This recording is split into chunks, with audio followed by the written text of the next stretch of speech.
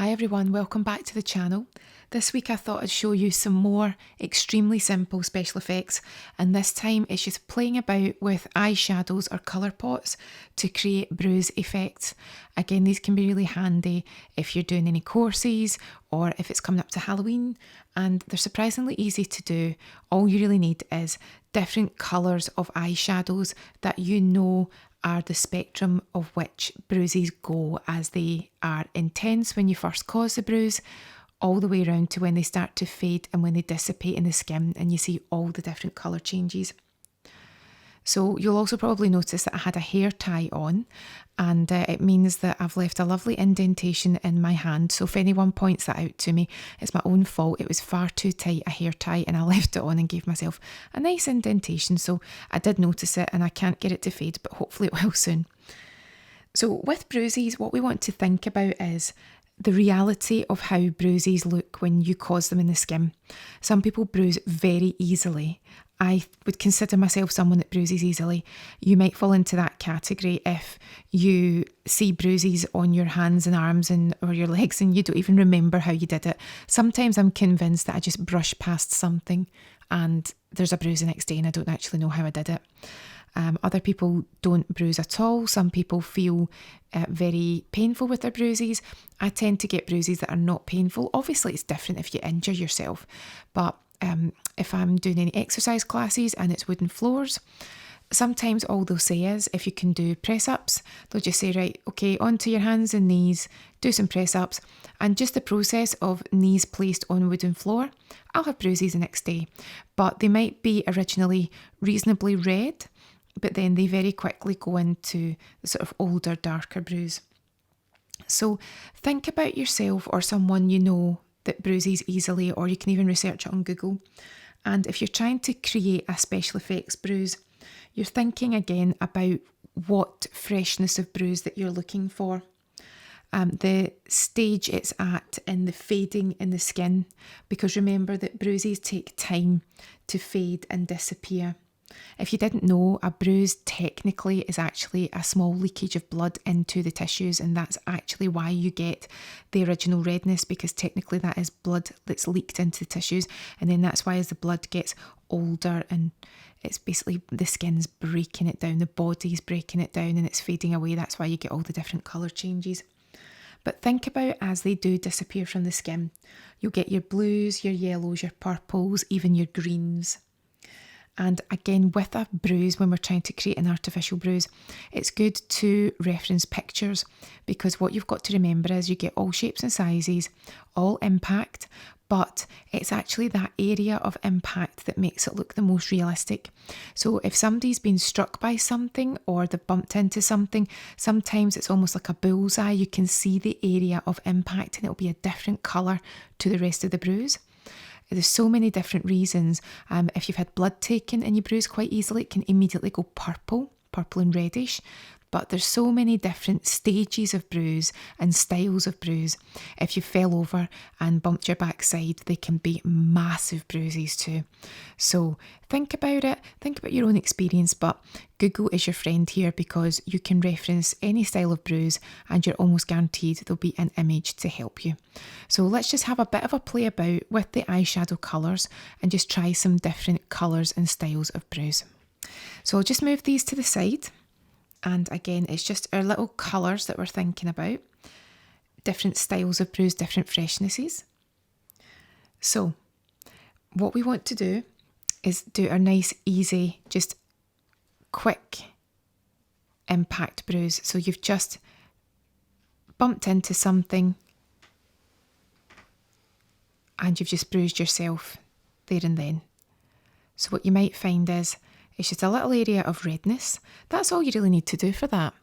It's a little area of redness. Again, you always want to blend out the edges. Now, I'm just using fingers just now, but you can use brushes, you can use sponges, but just to show you how simple this can be just with your fingers.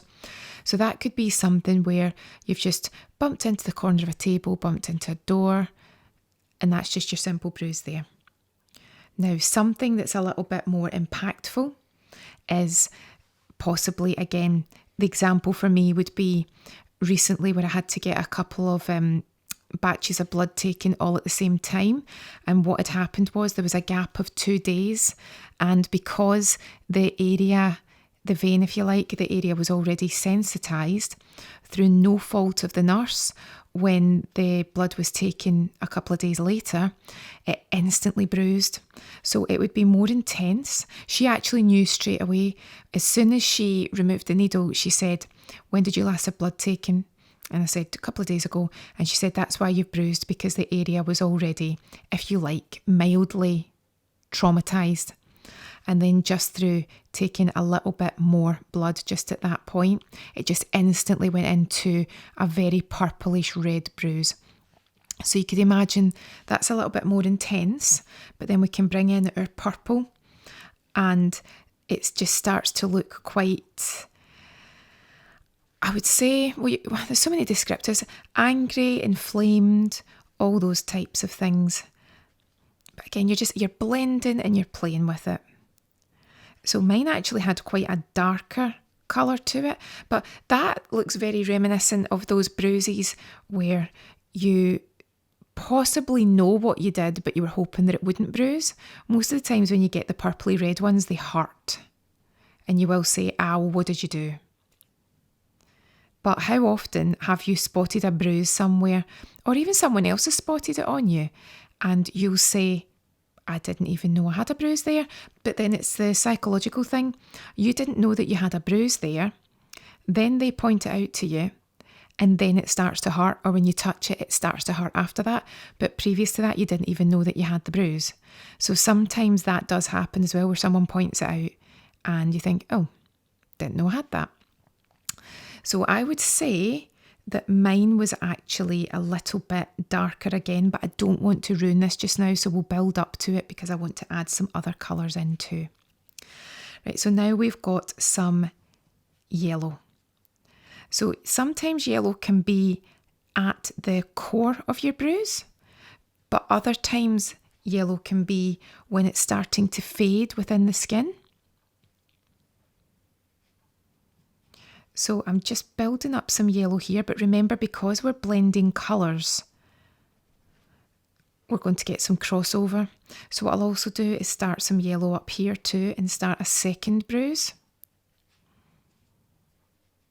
And I'm deliberately using my pinky here because I've got colour on all of my fingers.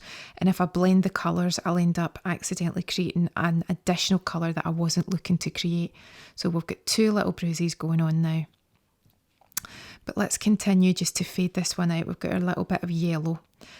Sometimes your bruise can be quite symmetrical, and other times you can find that your bruises are just the craziest shapes.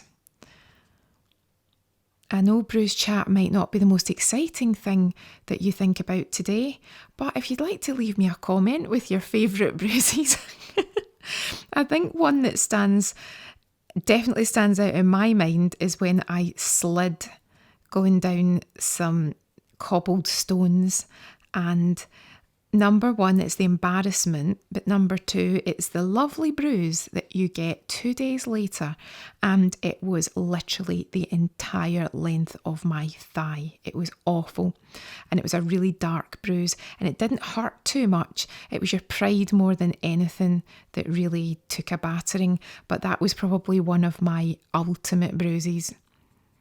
I bet you didn't think you were going to be talking about bruise chat today. Right, so that's just some yellow around that bruise as if it's starting to fade out.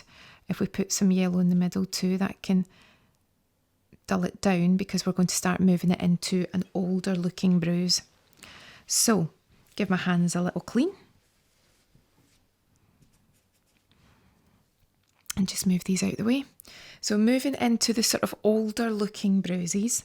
So you start to get your darker, muddier colours because this is the older bruise starting to fade. So we've got our yellow base here. This one we'll use a little bit of green. So we're just starting to really get that dullness that you get, that it is a greeniness, when you get a sort of greeny brown bruise and it's just starting to look really old and it's starting to fade away. So we'll darken down the middle. we'll actually use a little bit of brown there. So we're darkening down the middle. And we're just starting to really make this look old now. It's old and it's starting to fade, but it's giving us all these tones, all these greeny, browny, yellowy tones.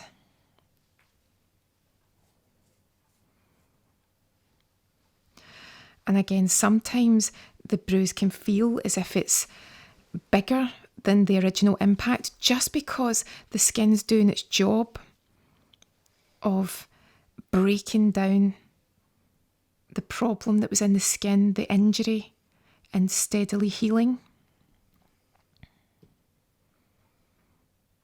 And you'll find that when it is getting older, that redness eventually does go away, and it's just left with that sort of purpley dullness that becomes the browny dullness and the yellowy dullness.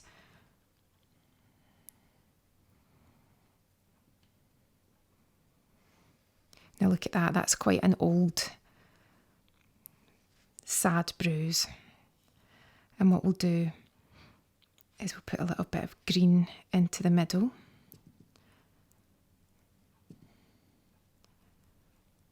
Still got my bit of yellow here, which I might come back to. Got plans for that. And then let's try a little bit of the grey, because the grey will work with it to make it look really old, like a 2-week-old bruise or so. And again, just keep blending that out.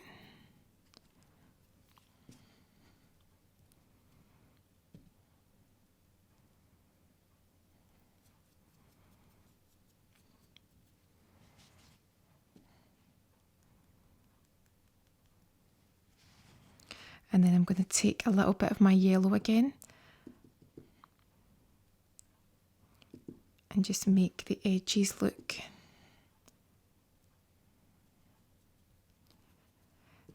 as if they're just blending into the healthy skin surrounding.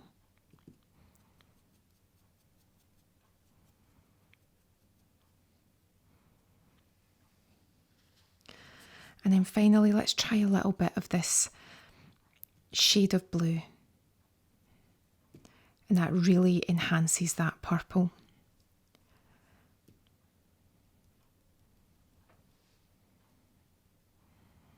That just makes this look so old, and someone would ask you how sore that was. You've got so many tones now in this bruise that I'd like to think that someone would say that that looks sore. And if you want, again, you can practice and not tell someone and milk it. See if they fall for it. Obviously tell them eventually, because that's cruel. But I remember once when I was blending, it was actually for a wedding, and I was blending different greys, and just in the back of my hand. And someone that was part of the wedding party came in, and they didn't actually know that it was grey eyeshadow that I was blending in the back of my hand. And they were like, oh, what did you do? What did you do to your hand? You're like, nope, just makeup.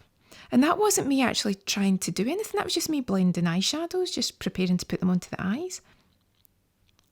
So there you go. I'm going to stop that one there. So that's just an example of it going from fresh to older to quite an old 2 to 4 week old bruise, and then eventually that would fade and fade and fade. Look at those fingers. That would fade, and then it would, you might even get little patches of healthy skin in it as it really starts to break down, and then eventually it becomes fractured, and then before you know it, you're back to healthy skin. But it's quite a slow process while your body's working there. The one that I was going to do here, which I hope will work, because I've got quite mucky hands now, was just to see if I could put green just around, purely putting the green and the yellow together, because everyone's had the sort of greenish toned bruise where it almost started that way and you didn't really get the redness. So I'm just surrounding the yellow with the green. And remember, you don't need to use fingers for this. You can use brushes, you can use sponges. I just felt like trying it with fingers today just to see how it went. But obviously it's not the cleanest, and it might not be the best if you're actually working on someone, but sometimes it's good just to try it on yourself and just get used to feeling the texture of the product, the texture of the skin, and seeing how you go. So this is just the green and the yellow, and then just fade that out.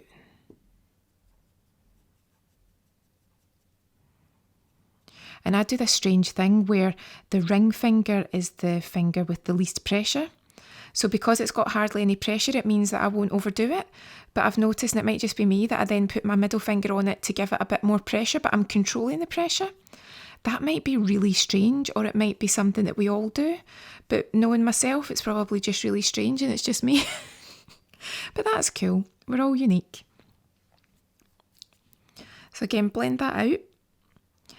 And just make sure that your yellow doesn't look too clean, too fresh. So maybe just one little splodge of the green on it, just to, so that again, it's got the point of impact in the middle, but it's not this bright, vibrant yellow, because that's not what you're looking for.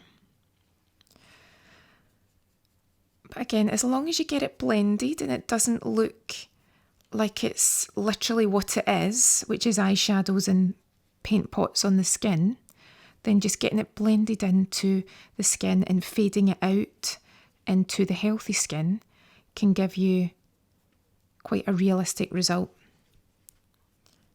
And then if you needed to set that, you could set it with powder, you could set it with makeup setting spray. Lots of things you could do with that. But I hope you enjoyed it. It's just a little play again with some of the makeup, just to do the most basic special effects. This could be quite a good one if it is coming up to Halloween and you've got younger folks that just want to try something a bit creative. And it's not going to do any harm just to get some eyeshadows that are not too expensive and just encourage them to try and replicate how bruises look, because you really do start to break it down, you start to analyse it, and it can be the beginnings of engaging them with the creativity that you can have in makeup. Because sometimes makeup, it can look, especially on Instagram, everyone looks stunning on Instagram, but it can look as if makeup's only ever big massive black eyeliner flicks, big massive shiny lips, and lots of sparkly eyeshadow. And whilst that looks amazing, sometimes there'll be people out there that didn't realise that they could actually do different styles of makeup and do creativity. And again, as I said in the previous video, special effects don't always have to mean something that's complicated and high level. You can have a really good time and explore your creative side doing the most basic and simple special effects where you're just trying to replicate something that naturally occurs in the skin. So let me know if you like this style of video, because I can do more like them. Also let me know if you've had a go, or as I said, if you want to share your favourite bruise memories. I'm sure we've all got them, and I hope you enjoyed it. Again, if you don't mind subscribing, that would be great, and clicking the notification bell, because YouTube is playing tricks with us.